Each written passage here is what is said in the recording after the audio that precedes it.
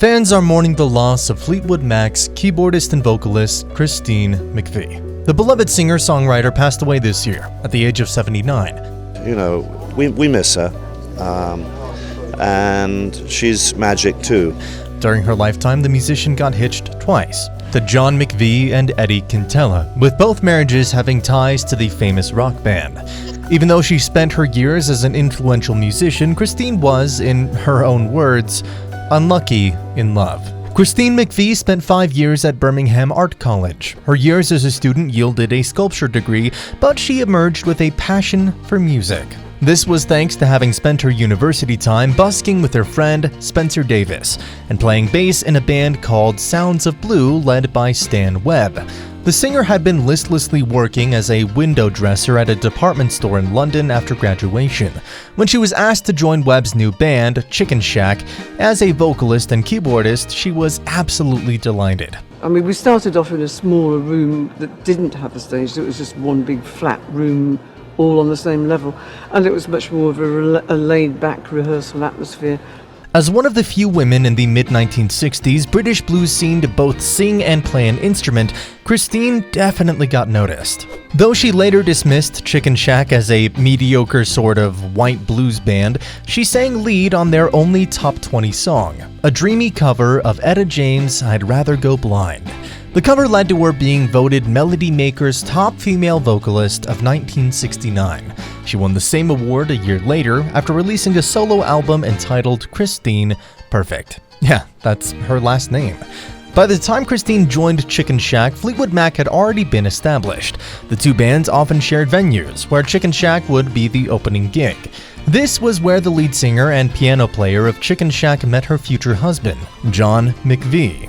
Christine initially fancied the guitarist Peter Green of the rival blues act. However, it was McVie who asked her out. "It was Peter Green I had a bit of an eye on," she said during a broadcast in 2017. "I started talking to John and fell head over heels for him," she added. Following a short romance that lasted a couple of weeks, Christine and John got married in 1968. Green was the best man at the wedding. British newspaper The Guardian questioned the ex-couple's honeymoon destination. It was reported that the McVies spent their honeymoon in Birmingham, but it wasn't really a honeymoon, Christine said. "We just got married locally because my mother was sick. Oddly enough, there was that famously husky-voiced singer, Joe Cocker. He was staying at the same hotel, and he got plastered with us on our wedding night, until we kicked him out," the vocalist said. A few months later, the rock star decided she was not seeing enough of her husband. That's when she left Chicken Shack with the intention of being a housewife. Fortunately, though, for her fans, it lasted only until her manager persuaded her to make the solo LP. She called it an immature effort that she later preferred to forget. I sort of had this misguided idea that that was the life that I wanted, and to some degree, I enjoyed it for a few years. The next step was joining Fleetwood Mac as a permanent member in 1970, having already played uncredited on several studio sessions. It was smooth sailing in paradise until Fleetwood Mac put a bad swing on the couple's relationship.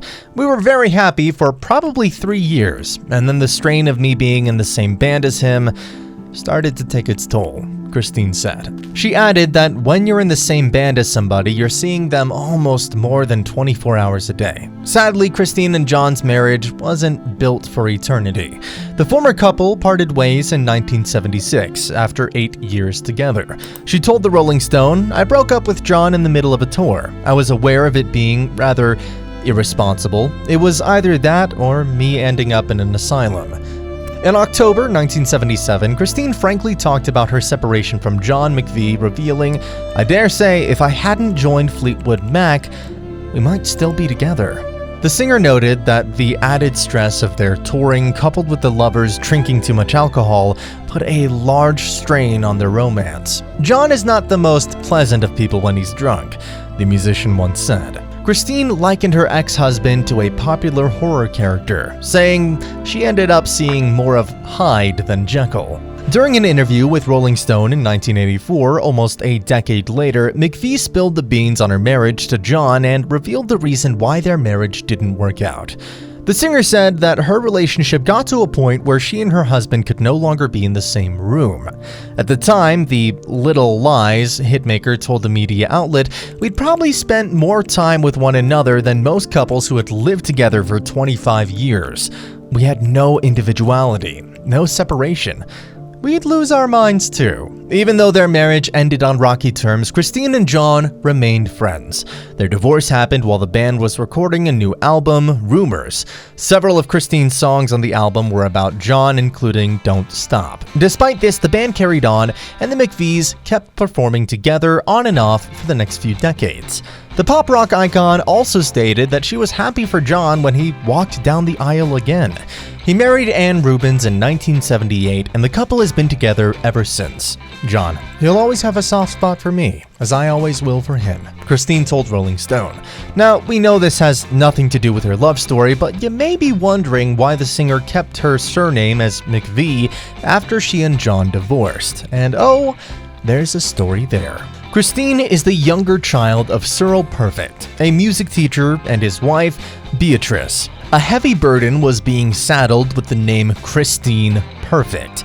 Teachers would say, "I hope you live up to your name, Christine." So, yeah, it was tough, the songwriter explained. She disliked it so much that after her divorce, she kept her married name. Back to the Fleetwood Mac romances. After her split from John McVie, Christine moved on with her life. She married Portuguese keyboardist and songwriter Eddie Quintela. The pair exchanged their vows on October 18, 1986. Soon after, they joined hands for a couple of songs for Fleetwood Mac. Some of these songs include the 1990 single Save Me and 1987's Little Lies. In addition to this, the two of them worked together on a song named Easy Come, Easy Go, which was included in McVie's 2004 solo album, In the Meantime. One of Eddie's themes for the American band, Nights in Estoril, hints at the time spent by the couple in Portugal. The song would be published on Fleetwood Mac's Time album, which came out in 1995. However, in an interview with the British newspaper The Guardian, Christine would say Eddie was not happy in love. Not much is known about the romance of this former duo. According to The Guardian, the ex-couple's marriage stumbled when McVie found herself craving a quiet life in England. Fleetwood Mac relocated to Los Angeles in 1974, after Stevie Nicks and Lindsey Buckingham joined, but their keyboardist was missing the English air. Christine quit the band in 1998 and bought a Tudor house in Wickham. We let go of that a long time ago, and she decided to hang it up, so to speak. But if she ever decides not to hang it up, she'd always be welcome. Following this, she and Eddie tried to keep it together, but pulled the plug on their relationship 5 years later.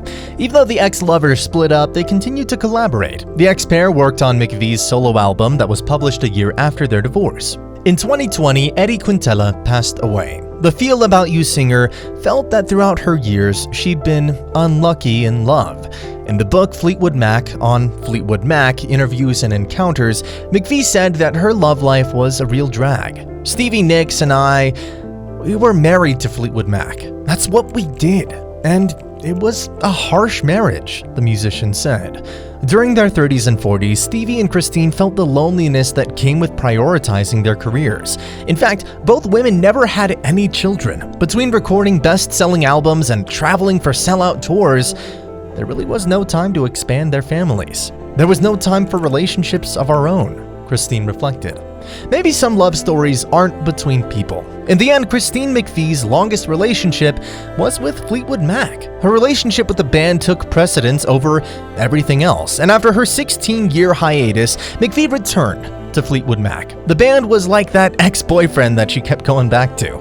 It was also because of Fleetwood Mac that her marriages didn't work out. Even though she was not very successful in her relationships, Christine produced some of the most deeply melodic love songs in existence. Maybe her unlucky love life is what inspired the iconic hits. Our condolences go out there to Christine McVie's family and friends.